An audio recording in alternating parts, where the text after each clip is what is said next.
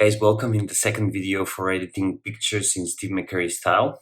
For those of you who have seen the videos I've made previously, and especially the video that I've made for editing in Steve McCurry style, you know that I'm a big fan of his work and his approach towards photography. And since I've been following him, which is like from the early beginnings of my photography, I've built up my own style on the fundamentals that he has placed for future generations. So this deep contrast, muted tones on the colors, playing with few colors, choosing the perfect light, and interesting travel moments. So you know that if you are following his work, you know that he likes to be, actually not that he likes to be, but he was called the Prince of Darkness. So as this is his word, these are his words, not mine. So he was working in the before sunrise and after sunset, and during those beautiful golden hours and blue hours and deep shadows. Some of his most famous works are done in super shadowy place or in tents, like the Afghan Girl is done during the day, but in a tent, so under a shadow. And yeah, so I've done one video about editing pictures in Steve McCurry style. It got over 10,000 views so far, and so far I can see that like versus dislike is more leaning towards the positive side. So I think it's kind of okay video. It's good.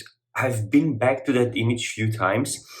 Not major changes. If you haven't seen that editing, it's gonna be here. So I'm trying this for the first time. So here or here, you're gonna find a link to that video of that tutorial how to edit in Steve McCurry style #1. So I decided to make this second video. It's also a portrait, this time from a Vietnamese lady, actually Hmong ethnicity lady from the region of the people live in Sapa. So I was trekking there for 3 days. It's an amazing trip. I opted for this image because it's the latest that I have done in Lightroom, re-edit actually with some new tweaks that I've been practicing, new settings, new setting tweaks, and plus Lightroom released these videos that actually your edits can be are filmed, and you can publish them online, and you can actually share the tutorial how you've done it with the community, and then you can download a preset. I will leave a link of the video below, and you can go on my Lightroom, follow me on my profile, and maybe download the preset if you would like. You can choose to allow or disallow downloading of a preset. Okay, so first that I'm tweaking is the exposure. So I'm a little bit brightening the image itself, because if you can see, it's a little bit darker, so I need a little bit more exposure in it. And then next up is the contrast.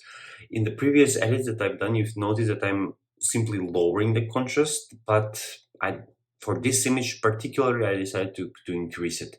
Next up is the highlights. It's something that I always do. It's lowering the highlights drastically towards -100, and then going up with the shadows. Because I don't really have time when I'm taking these kind of pictures to get the perfect setting. Always I get burnout colors or burnout highlights and over dark shadows, so I need to really play with them, tweak them in Lightroom. Oh, Jesus Christ, this video of me is so bad, but who cares about the video of me? Okay, so next thing is the shadows. So you see, increasing the shadows up to +58, it gives, it's bringing up the eyes and some of the darker parts of her face, which is enough to be 58 plus. Then are the whites. The whites I haven't tweaked quite a lot because there was no need, but then with the blacks I went down a little bit more, so it's kind of balancing the shadows that we've brightened up to bring them back more towards the dark side. Next thing is the temperature. So you see that the image was too warm for my taste in the beginning, so I just simply lowered the temperature towards the cool side, but you will notice in the end that I'm bringing the warmth back by applying the warm colors. directly. So temperature is lowered, and then saturation is lowered to -21. If you have followed my videos, you've noticed that I'm always going with the saturation between -20 and -25. So this time I went to -21. Next is the color. First color that I applied, that I've tweaked, is the red one. I went with the saturation to -16 and +4 on the hue. Luminance hasn't been touched. It didn't make much of a difference, but when we apply the orange, then you can instantly see that these changes on the face. There will be extra changes applied with the brushes, and you will see the difference that it has been done. Next up is the yellow mix, and this one will make a big change. Instantly you see that the background is getting more moodier and more muted colors on the green and the brownish. So the hue here is -60, saturation is -15, and then I increase the luminosity to +50, in this case 56. Next up is the green. So by applying the green tweaks, you can see the background is really much changing. So it's not that distracting. The colors are even now are dark muted, but darker than the previous tweak. We continue to the turquoise. The turquoise color in this one, I don't know how it was called actually. It was called here aqua. Yeah, they call it aqua in Lightroom. So this one is applying on the headscarf. Yeah, the headscarf. So you can see it's picking the headscarf. It's making the color itself muted. As I said, Steve McCurry applies high saturated, but they are still muted colors. So they're dominating, but they are not over distracting. They are not like you go into a candy shop and then you mind blown by colors. So the colors are here, but they're muted and they're not bothering the eye. Next up is the proper blue, which also affects the headscarf. And now you can see that the hairscarf, the color is there. It's even saturated, but it feels more like muted. So by saturating the aqua to -72 and increasing the luminosity up to 40, down to 40, so lowering it down to 40 and applying the same tweak on the blue, but in lesser amount, we get this kind of shade on the headscarf. Next, we play with the purples and pinkish tones, which are relevant in this image because they are part of the pattern on the headscarf and on the traditional clothes. So we try also to mute them. We go minus on saturation on both of them, more on the color. So -89 on the color, on the saturation on the purple, and then -40 on the pink one. Now the whole image is saturated and with muted tones. Next, we continue with the texture. Texture is a new feature on Lightroom. I mean, not as new as like yesterday's new, but it hasn't been here for the previous edit that I've done for Steve McCurry editing style. So the texture is applied, and you can see instantly the wrinkles, all the features on the face are coming forward. I like it because it's kind of bringing the reality out of the image, but if you overdo it, increase the texture, then it's gonna make them unnatural. So then it's gonna look like structure on Instagram set up to +100. Next thing is clarity. While I stopped playing with lots of contrast and blacks, I started increasing the clarity because it gives that good blackness on the shadows. So, but they're like thin lines. You can see now what is happening. Oof. Instantly the image becomes more alive. We have more shadows, more darker tones. So it's like kind of, for my taste, how I see it is burning and dodging, but in Lightroom. So it's kind of more quicker process for me than to jump from here to Photoshop and start applying the burn tool on some parts of the image. This one is actually doing what I want, especially now when I started lowering the contrast and the blacks. Next thing is dehazing, my favorite tool of all time. It's also a new one. It's beautiful. It's amazing. It's amazing setting, and combined with the temperature tool and the clarity, it just gives me that image look that I adore and I prefer to have. I haven't applied vignettes on this image. Grain, if you follow me also, you know that I apply grain on every image except for the landscape. So, and it always varies from 30 to 35. The same goes for amount and for the size.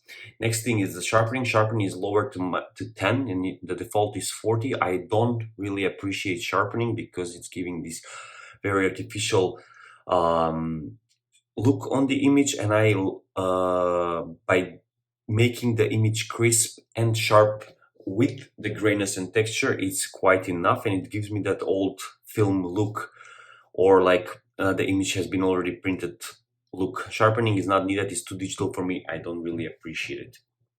Next thing, we are applying the brushes. The brushes goes first for the eyes. You can see instantly that the eyes are a little bit more dark. So what I'm doing here is painting the eyelids to make the image, the eyes eventually in the future tweaks pop up more. Next thing is painting over the headscarf. You can see it's giving more colors. Then we are going back to the eyes, and now you can see that by applying this new brush, the eyes are popping more. I'm increasing the whites in the eye inside. You can see the video here about how to make the eyes pop. I have two videos for it. One is longer, it's like 15 minutes, and one is, I think, not even 2 minutes. So 3 steps how to make the eyes pop, and it's bum bum bum, a very quick video to learn. And I prefer this that kind of tutorials. This is too long for me, but if you like it, click like and click subscribe. Yeah, it came out naturally. Next thing is brushing around the mouth a little bit more to fix that saturated color that I made with the previous tweaks on the face. We continue forward with another brush that is painting this part here, is applying extra more clarity, saturation, and other tweaks to balance the tones. Next thing are the earrings. You can see now this way they are more noticeable. It has more they are more emphasized. Again, we're going back to the headscarf, a little bit more to bring back the color. This time it's still muted but a little more saturated. We continue to the face border. So you see, by applying this brush, we have more shadows here. Again, we go back to the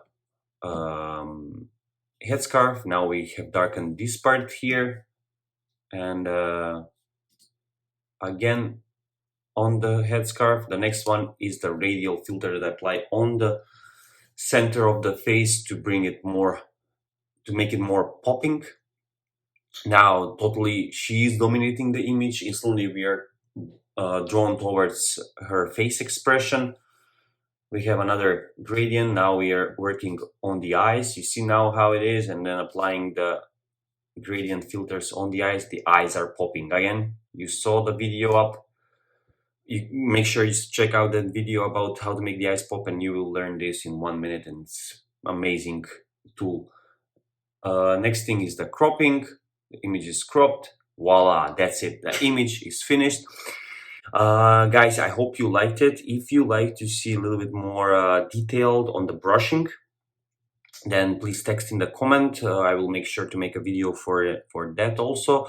I will share this link down below in the description box, so you can download as a preset if you really like this this edit style. So guys, if you like this video, click like, click subscribe, all these things that are must to be said in the outro, and see you in the next one. Peace.